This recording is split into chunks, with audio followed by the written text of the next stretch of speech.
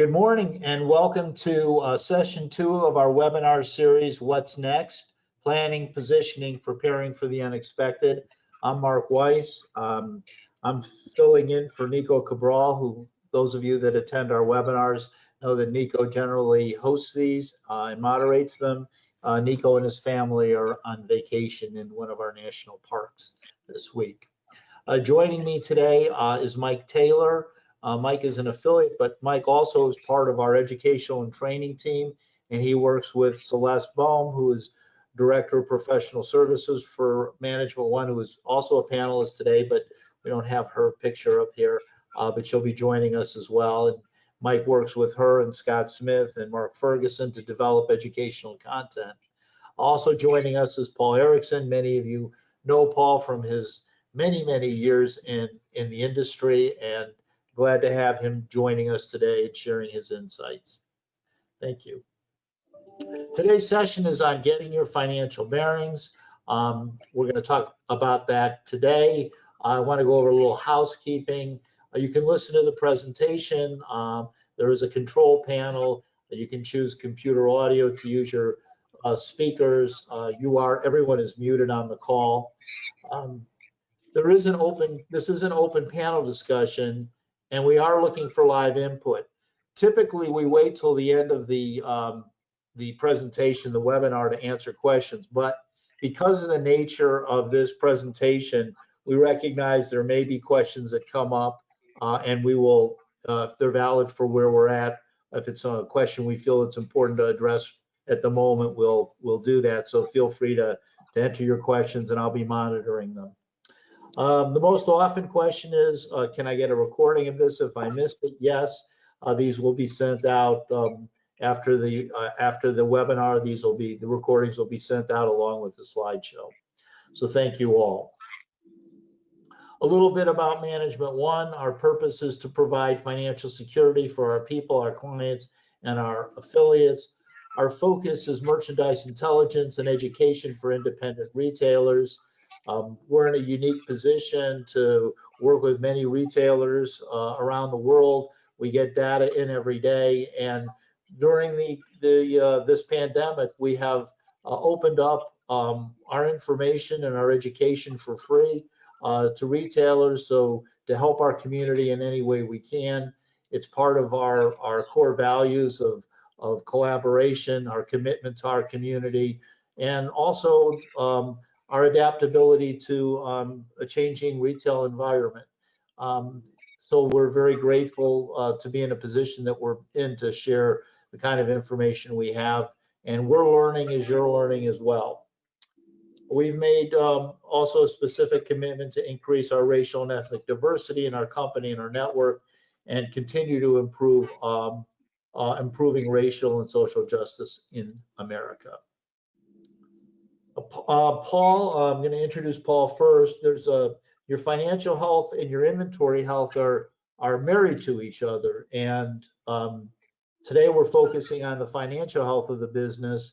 And next week's webinar, we're going to be focusing on inventory health, but they do cross over, and we do have to talk about them in league with each other. So Paul, without further ado, the webinar is in your court right now. Great. Thank you, Mark, and good morning or good afternoon, whatever time it may be for those of you listening in today.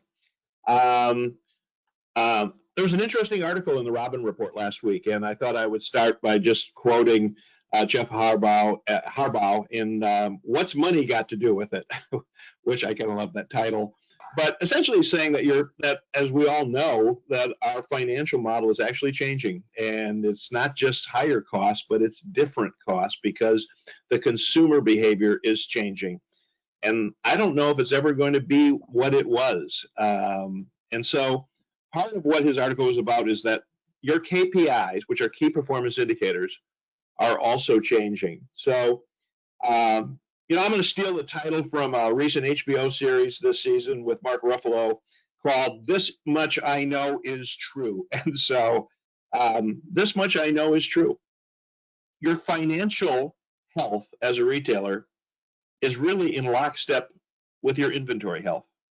Those two have always been a truism of retail. but never more so than I think right now. Right now, we talk to literally hundreds of retailers on a weekly basis, and a lot of them are heeding the what Mark Weiss once called the call of the wild, which really kind of means they are hustling, they are chasing, they are pursuing, they are looking through anywhere they can to get the right inventory in their stores for Q3 and for Q4. And they're going to fill their shelves, but they have to fill their shelves with the right amount. You know, pre-COVID, the common mistake I think retailers held was that they held too much inventory for too long.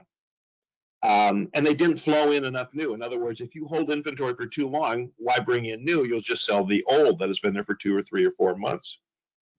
Post-COVID is going to change all of that, because the success formula is going to be simply hold less inventory and chase to flow in more new inventory.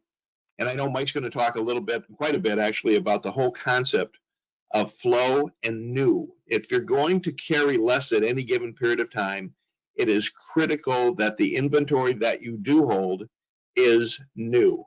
New inventory still will drive profitable sales. And we see it today in our client base, where clients are receiving new product each month, even during these challenging times, to quote some, everybody's talking about.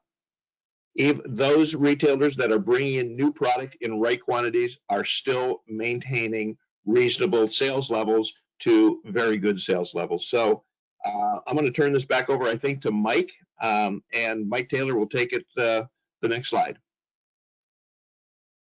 Thank you, Paul. So if we went back maybe about 6 months ago, most retailers were cruising along. They thought they were doing pretty good. Everything looked rosy, and we were doing well. Then all of a sudden, it felt like you were hit by a cement truck going through an intersection, and you got out wobbly. You kind of lost your balance, and since then, we've all been trying to regain our balance. And today, we're going to look at trying to do that from the financial perspective. But as we were wobbling around in that intersection trying to get our bearings, retailers were looking at all kinds of things in that time frame. Should they be closing? What to do about closing? Starting an online store, chasing how to get PPP and EIDL money, and dealing with all the new safety protocols and how to deal with vendors in this new environment. There was a lot going on. So now what we want to do today is just kind of pause and make sure that we have our financial balance, that our expenses and our purchasing and our sales are all kind of correlating correctly and are in the proper balance to allow us to operate successfully going forward. So that's where we are with that. So did you have anything to chime in there with, Paul? No, keep going, Mike. You're doing great. Okay. All right. So now we're going to look at the balance beam, Mark. So, the cash flow basics. So Mark gave us a good introduction to cash flow and why it's so critical. Now we're going to expand on that as we go forward. So cash flow can be for any time period. We can look at it for a month, for a year, which we've typically looked at a month or a year. Since the pandemic happened, we're also starting to look at it just on a weekly basis. In other words, do we have the cash to operate for the next week? And that's been critical to some businesses. And cash flow really is a simple concept. It's the cash remaining after purchases and expenses. So next.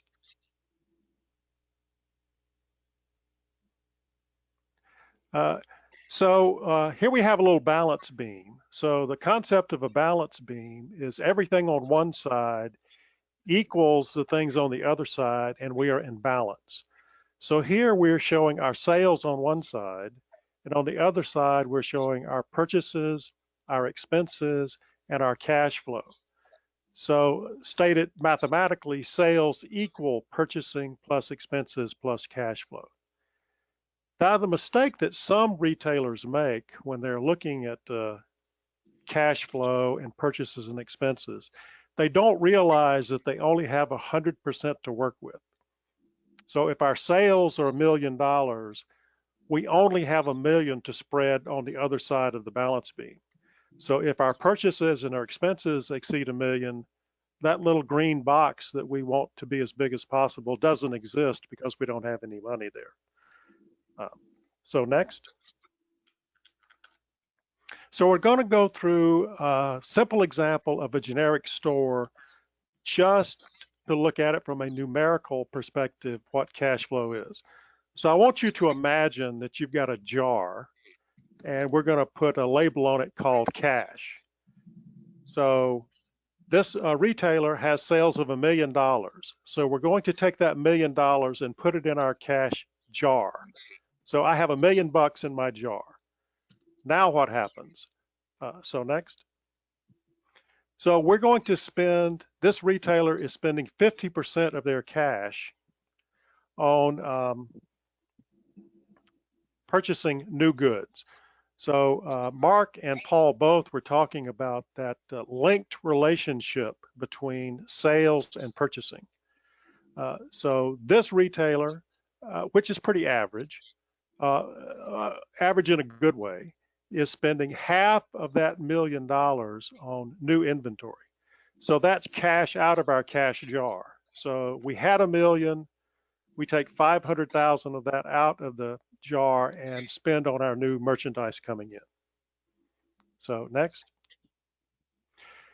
Then we have 420,000 or 42% that we're going to spend on expenses.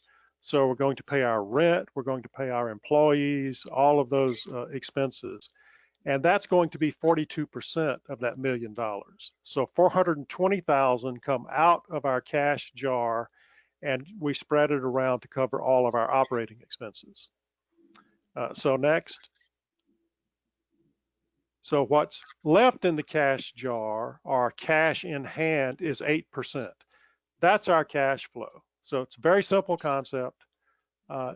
People tend to make it more complex or complicated than it is, but it's our income or our sales minus all the cash that leaves us. So generally speaking, that's going to be purchases and expenses, and what's left over is our cash flow.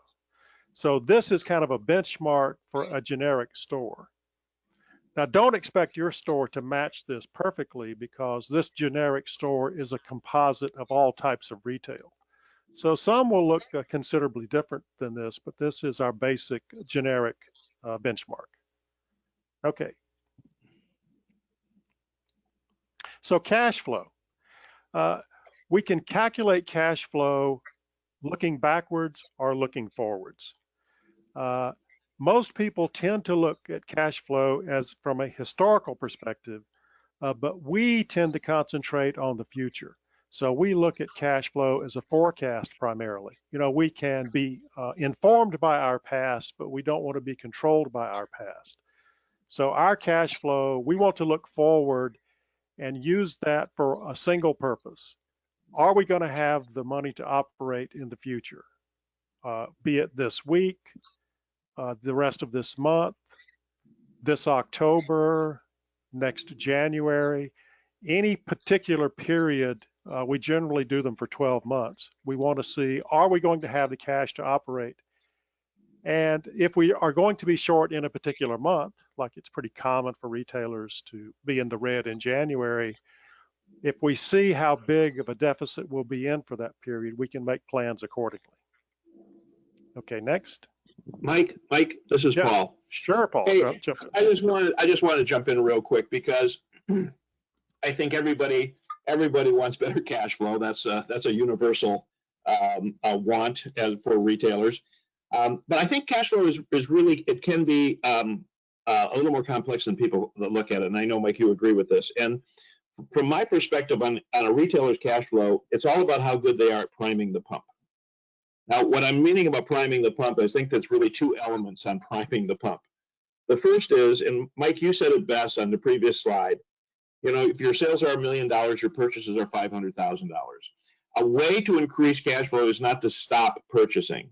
The way to increase cash flow is to continue to bring in new product every week, every month, but in relationship to what you're going to sell. That may seem simplistic, but it's surprising how retailers don't really understand the incredible importance of that. So when Mike, you said, and I just want to reiterate again because I think it's really important, your purchasing must be in lockstep to sales. That is priming the pump, not stopping purchasing, but keeping purchasing in with possibly a revision into your sales forecast, but new all the time. That's number one. Number two on priming the pump. It is incredibly important that every retailer understand that you do not get ahead in life or as a retailer without making mistakes. Unless you make mistakes, you'll never learn. And mistakes in retail are called markdowns. And we have to recognize those mistakes very, very quickly. And let me use the same additive again. We have to prime the pump, prime the pump with markdowns. Now, I have a philosophy on that I think that maybe is not universally agreed upon, but I believe that too many retailers, when they look at finding a mistake and reacting to it, are still worried about profitability. And profitability is not what you should be worried about at that point in time. You should be worried about cash flow. And so if it need be that the first markdown, the old adage of the first markdown is your cheapest, well, that means that the first markdown works. And if that means that your first markdown is half off, but that's going to clear it quickly and open up shelf space for new product, and again, flow new, then that's really the secret sauce of what cash flow is all about. And I think those two things, keeping purchasing in line with projected sales, just Mike, as you said, and then reacting to mistakes and how we handle mistakes and how we deal with mistakes and learn from them is, I think, the second element of cash flow. And Mike, I'll let you go on again, but thank you for giving me, what I think is important about it. Always good to hear Paul expand on it. So how do we do a cash flow? We're going to do a very simple diagram here on where we get our data, and then we're going to actually look at a more detailed cash flow to show you what a cash flow actually looks like. So we're going to get our sales from our future sales forecast. Management one, we have a merchandise plan which shows us our monthly sales for the next 12 months. So for us, it's simply a matter of lifting those forecast sales and putting them into a format where we can do some calculations. Okay, next. And then also, I just wanted to add in there that if you're not on management one, there are other, you have your own forecast, your own tools that you use, but every tool, you should have some tool that gives you a guide to where you expect your sales to be. Yes. And then again, going along with that, we should also have a forecast on what we're going to be buying. Now, our buying or our purchasing should be driven by our future sales. So we should have a plan on what our future sales are going to be and a corresponding or a complementary plan on what our purchasing is going to be. So this example just shows where we get them from our system. So we lift our sales forecast on a monthly basis. We lift our buying forecast on a monthly basis, slot those into a system, and then the missing piece for doing the cash flow is the next one on the list, which is expenses. So the expenses can be a little bit complicated, but people operate in dramatically different ways. So I mean, their business looks different than other businesses. So a business that has a pretty constant expense profile month to month, we can pretty much use a rolling 12-month average of their expenses and forecast those out for the next year. Other types of businesses where their expenses can vary dramatically from one part of the year to another part of the year, it would be much better if we had an actual budget for those expenses, and we would use that budget for our expense forecast. Just a couple of things to keep in mind. These are all expenses, not just what's on your P&L.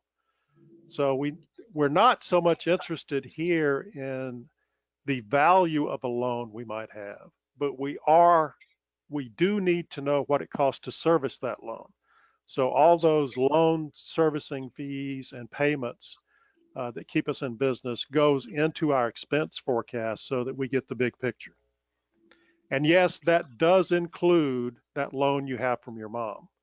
So it's all the expenses we need to capture so that we can get an accurate picture of what our position is going to be in the future. Okay, so next. And then, oh, that's fine. So if we want to increase our cash flow, what are our options? Well, we only have three things on the balance beam, so it's got to do with one of those three, or maybe a combination. So sales, we can increase our cash flow by increasing sales, as long as we keep the purchasing and expenses in the same ratio. If we increase sales and our expenses are increasing at a faster pace, then we won't get the cash flow increase. We can decrease expenses and increase cash flow. That's normally the first place people look. Now we can also decrease purchases. Now, before Paul gets upset with me here, let me explain that. We're not going to stop buying, but we can do things better and smarter to decrease our percentage that we outlay for goods. We can buy better so that we have fewer markdowns.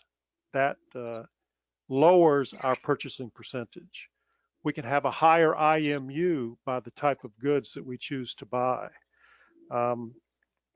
So there are things that we can do to knock down purchasing by a few percentage points, but we are not going to stop buying.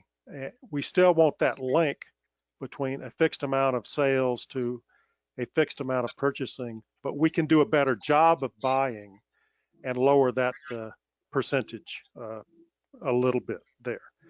Yeah. Anything there, Paul, since I referenced some of your thoughts? No, I think that's really, really important. I think, clearly we all want to buy carefully as we continue on through this year, and we need to buy precisely, and that obviously starts with a budget, and which is going to help them guide through better cash flow and buying in sync with sales. Yeah, I wanted to add too, and I know you'll go into more detail with this next week, Paul, but assortment planning and how you think about assortments and the vendors that you're using are all going to play into smart purchasing. And how well we purchase is critical, and watching trends. So we talk a lot about cash flow, and we're going to talk about annual, monthly, and weekly cash flow, but the same thing has to be said about purchasing. And you've got to follow the trends in the business and be purchasing deeper into the trends that are happening and be cognizant of that. And that goes back into how you're assorting and the vendors you're choosing and working with.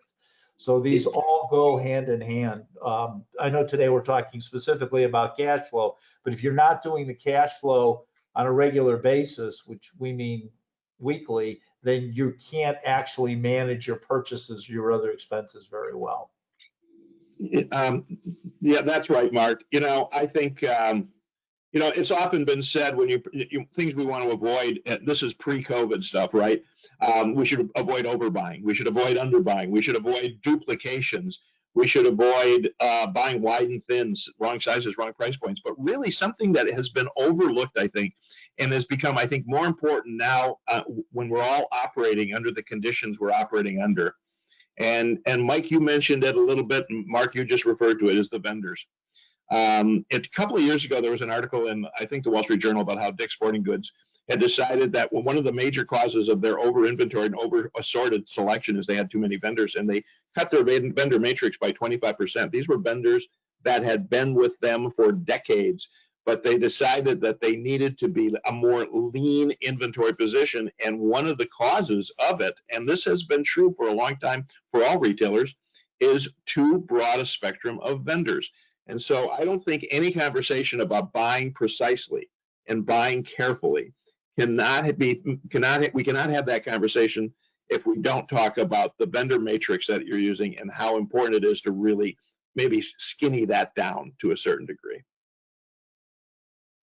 And just one other comment here before we leave this slide is that when we try to do something like increase cash flow, a lot of people will tend to go to one of these three things and concentrate on either I've got to lower my expenses or I've got to increase sales to get a better cash flow. I think you'll find in general is if we get an incremental reduction in expenses, a slight improvement in our purchasing, claw out a few additional sales, we see a big impact on cash flow. Rather than trying to get all of that gain from doing one thing, if we do a number of things a little bit better, we can see a big improvement in our cash flow. Okay, so next. Now here, there is another player that's come into this balance beam since the COVID struck. And that's the government putting their thumb on the scale here in the form of the PPP and the EIDL, both the emergency loan and the regular disaster loan loan. So the PPP can help us balance this. In other words, it allows us to operate in the red from our actual operations. The PPP money helps us to have the cash to operate even though we're not as efficient as we hope to be.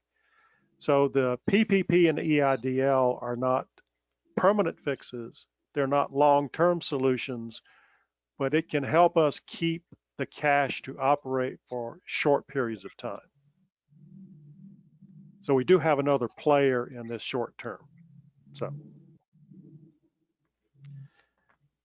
then next. So this is one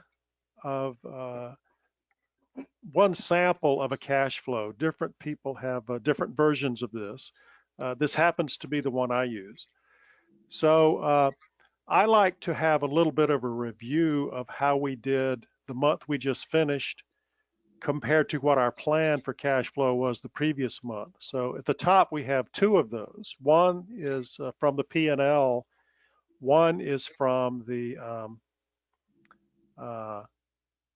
plans.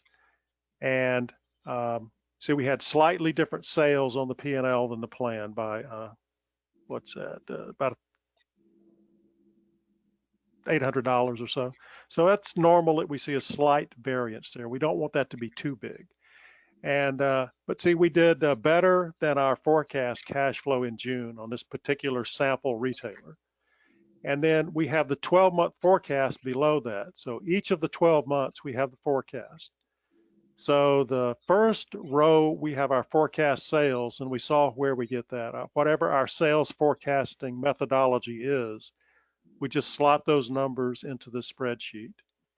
Then our forecast expenses, in this case, we're using that 12-month rolling average. And then our forecast purchasing, which is also from our modeling. And that is normally going to vary considerably month to month. Then we have a cash flow from operations each month, and we have a cumulative cash flow from operations for the next 12 months. So this particular example, it's showing us right at almost $200,000 that we're going to generate over the next 12 months, which is 21% of our sales. So this one is considerably higher than the generic model we showed you, but we do see retailers that perform this well, or maybe even some slightly better. So then the yellow section down below, if we have access to the balance sheet, we can get our current cash position, cash on hand and receivables, and then our payables and liabilities, calculate a current cash position. And then from using the monthly cash flow that the store is doing, we can actually forecast a future cash position for each of the next 12 months. So if everything goes according to the forecast, with no deviation at all, this retailer would have $228,606 in the bank at the end of 12 months. So that's the purpose of this, is to show us where we're going to be at any period of time, but also show us months where we might have a negative cash flow, and we can make plans in advance of that to make sure we have that cash on hand to get us over that hump. In other words, if we have a big cash flow month followed by a negative month, we don't want to take all that money and go to Disney World. We want to keep, that allows us to see how much we need to keep on hand to cover our future expenses. Now, before we go to the next slide, I want you to look at our cumulative cash flow for December, $111,399. So if everything goes according to the forecast, that would be this retailer's cumulative cash position generated by the business through December. So next slide. So once we have a cash flow in a spreadsheet like this, it allows us to do what if cases or alternate scenarios, just see what would happen if. So in this example, we have assumed, let's say that we do only 70% of our sales for the remainder of 2020. And we'll reduce our purchasing by our corresponding 30%. So, and we see the result down here. Now through December, we have 2 months where we're going to be in the red. And our cumulative cash flow, instead of that 111,000 we saw on the previous slide, now it's down to 36,000. So you see a tremendous difference in the cash we would generate between now and December, but we still will be in a positive cash position. But it does show us there's some months where we are not going to make any cash. We're actually going to go negative. So we have to make sure that we're prepared for that. We don't take any money out of the till and leave us with nothing to operate on going forward. So traditionally, we have looked at a cash flow in this format, an annual forecast on a monthly basis. Since COVID hit, we've also started looking at a tighter window of 3 months and looking at our cash flow on a weekly basis, which is what we show here. So this one basically has 2 sections. You see a cash in section and a cash out section. And in this example, just recently, the only cash in we had was from the retail store sales. Now, a lot of stores now have split between the actual brick and mortar store and online sales. Also, in the past, most people have gotten it now. We had an EIDL infusion, we had a PPP infusion. So if we went back several months and looked at this sample retailer's numbers, we would probably see those cash infusions itemized, EIDL, emergency grant, and a PPP loan more than likely. We would show there. So actually the result of that PPP that we got some weeks ago is that our starting cash position, the first number in the upper left, we start with $24,500. That's our cash position at the beginning of week 1.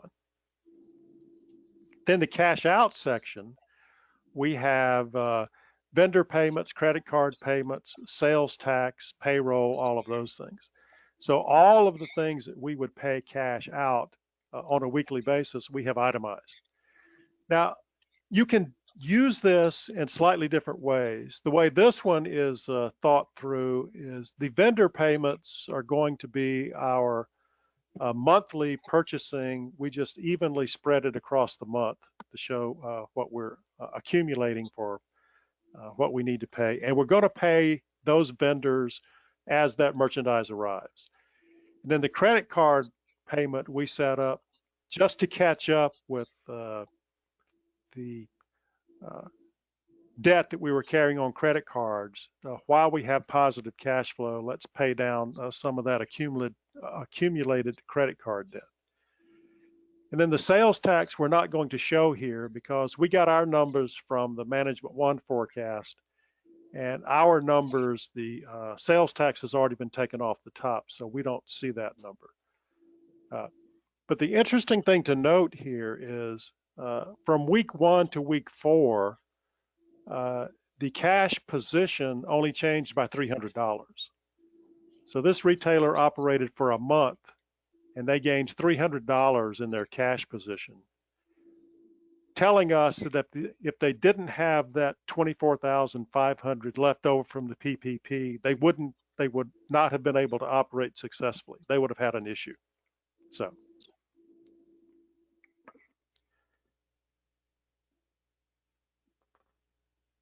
that's ready to go on.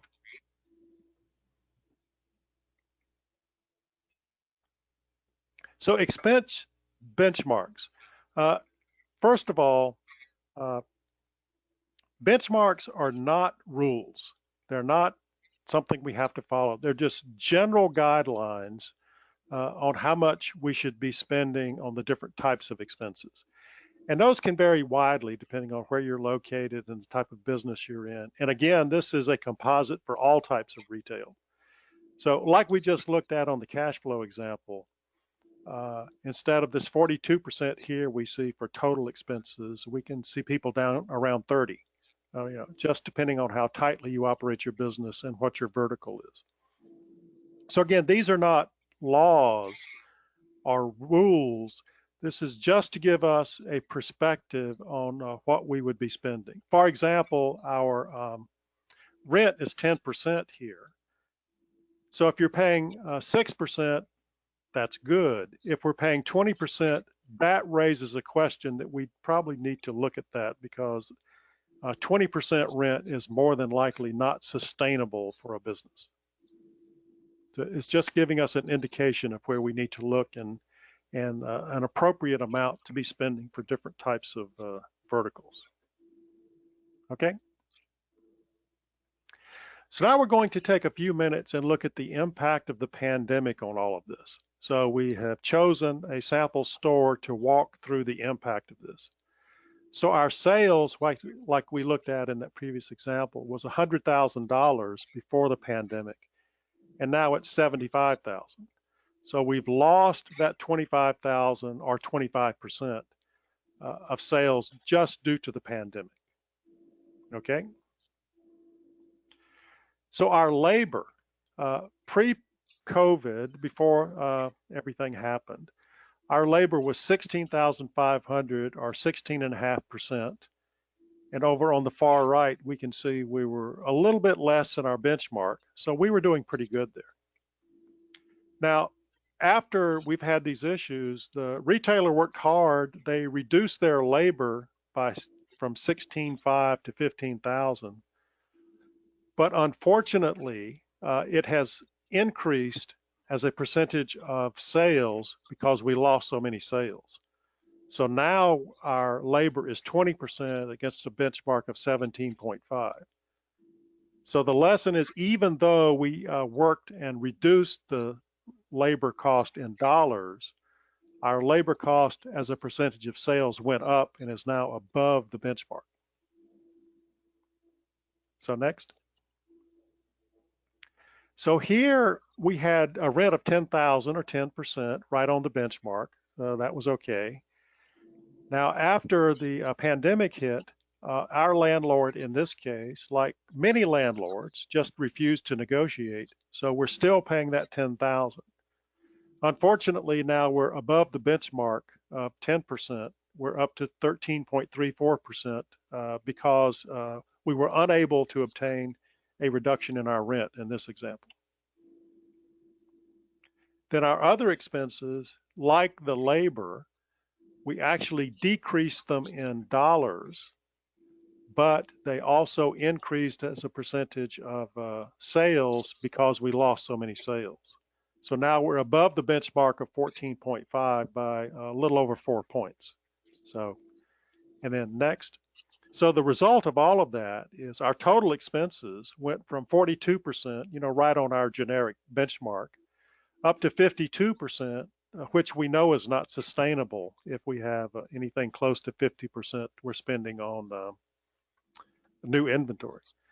So even though we actually reduced expenses dollar-wise, we're now 10 points above the benchmark, and that's just a problem. So we can operate like this short term with PPP and EIDL assistance. We cannot operate like this long term or on a permanent basis. So if we're going to claw back some of that missing sales, that would be one thing. If not, we have to hammer down those expenses to get back in line. So what is the break-even volume? The break-even volume is the amount we have to sell before we start making a profit. So the $1 million business we just looked at, they would have to sell $793,577 before they start making any money or have a positive cash flow. In other words, it takes that amount of sales to cover all their expenses before they can start putting money in that magic cash jar. So we're not going to go through the calculation, but just to show you what the break-even volume is, that's what the break-even volume is for the sample store. So next. So this is what we just looked at. Now we're going to add in the break-even dollars. So our post-COVID break-even is $788,724. So not a lot different because we still have all those fixed expenses to cover. Okay, go ahead. But what's the actual impact of that? So we went from right at $80,000 in actual cash flow in the pre-COVID sample down to a negative $15,000 in the post-COVID sample. So this is what we're talking about when do you have your financial bearings in this post-COVID world? You might have thought you were doing good because you decreased your expenses, but is everything in proportion to what it should be? Are we able to survive the way our business exists today? So if we've lost sales, are we going to be able to claw those back? Or does it look like we might be in this $750,000 range for a while? If we're going to be there for a while, we're going to have to hammer down those expenses. So we really only have two options here. Get those sales back or knock those expenses down to be in line with our new sales level. Okay.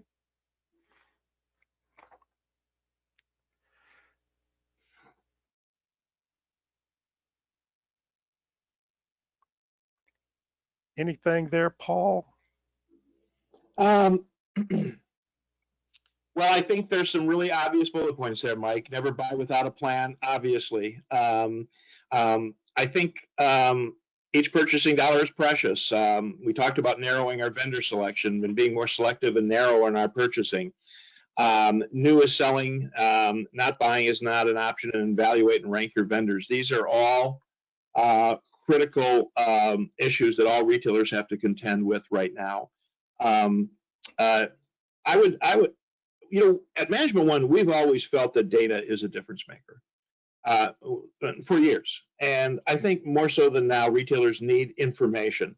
My presentation next week, I try to distill it to something very, very simple. And essentially, when we look at retailers that are excelling today, even during the adverse business conditions, they all have one thing in common that I'm seeing, and that is that they pay attention. Now, what do I mean by paying attention? Well, they pay attention to things, Mike, you just went through in terms of their cash flow. That gets back to every dollar is precious right now. And what you went through is a very, very important exercise in terms of knowing, paying attention, what their cash needs are going to be. Paying attention is in terms of their inventory. and knowing how to drive sales and revisiting it on a regular basis. That's really the correct path going forward. And next week's presentation is going to focus where, Mike, you did a great job on focusing on how to really look at expenses and how tugging at one can tug at another part of your business. But the other part of it is going to be your inventory and your purchasing and your flow of inventory and how to really coordinate that so that we can sell it more quickly and we can improve our sales, because that's really the secret sauce to staying alive today during this challenging time. Yeah, I think that one of the things that, we're a merchandising planning company, and yet we're spending an entire webinar. This is the second one because we did one on Right Size Your Business where we covered this as well.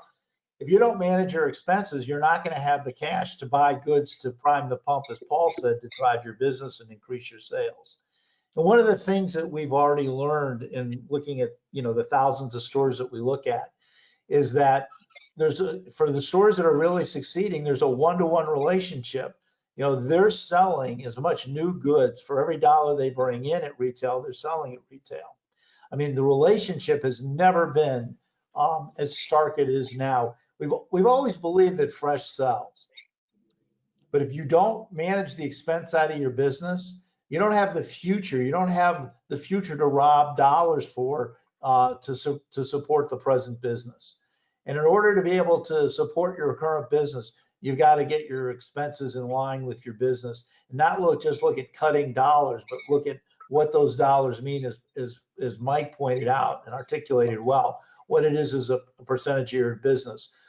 So I know that, Mike started talking about all the things that retailers have to do, and we're aware of the exhaustion of managing PPP and EIDL and your landlord negotiations and your vendor negotiations and learning how to buy virtually and not going to trade shows and maybe now sometimes seeing, reps who are going out in the market you hadn't seen before in a safe environment. The world is changing quickly. And now on top of all this, we're saying you've got to spend time each week looking at the nature of your expenses and how to adjust those. Because if you don't, because none of this matters. A lot of people talk about uncertainty and they talk about, well, I can't, I don't know what the future is. Well, that's really not true, because you know what today is and you can plan for what you believe tomorrow is going to be. And you can plug those numbers in and you can progress monitor that, which allows you to take the risk. You cannot stay in business without taking risk, but you also have to mitigate the risk. And you mitigate the risk by understanding where your cash is today and where you expect it to be tomorrow, because now you have targets to work with.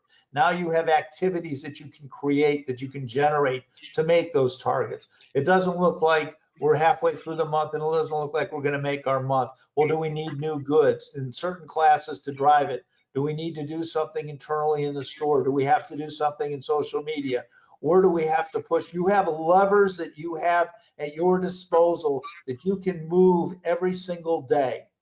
But being able to move and know what levers to move has everything to do with understanding the nature of your expenses and the cash.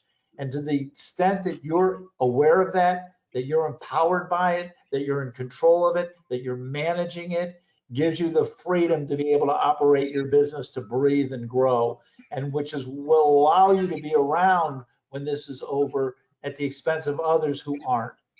We're in a play right now where a lot of competition is going away. I mean, you read the bankruptcies that are happening every day in retail. These are new customers for you because you don't have these people to compete with anymore.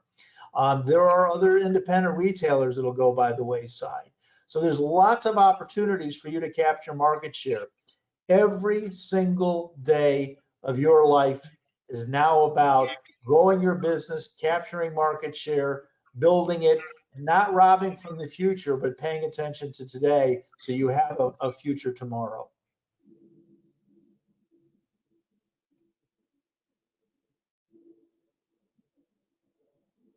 So you can be lost or confused or unsure or unclear or perplexed or bewildered or disoriented.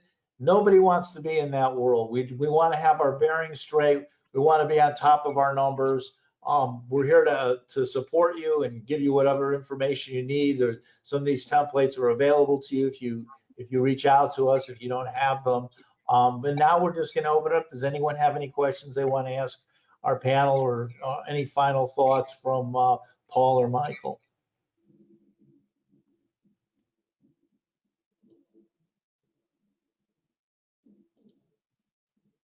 No, I don't have anything else, Paul. No, I want to thank everybody for attending the webinar, and we look forward to seeing you again next week. Thank you all very much. If we have no other questions, this recording will be sent out to you if you registered for it. We thank you for your time. What's next? The next session is August 12th. And we're going to talk about your inventory health and really get into more detail about assortment planning and, you know, the money that you're creating, how to use it, how to invest in it, so you can continue to build and grow your business. Thank you all very much.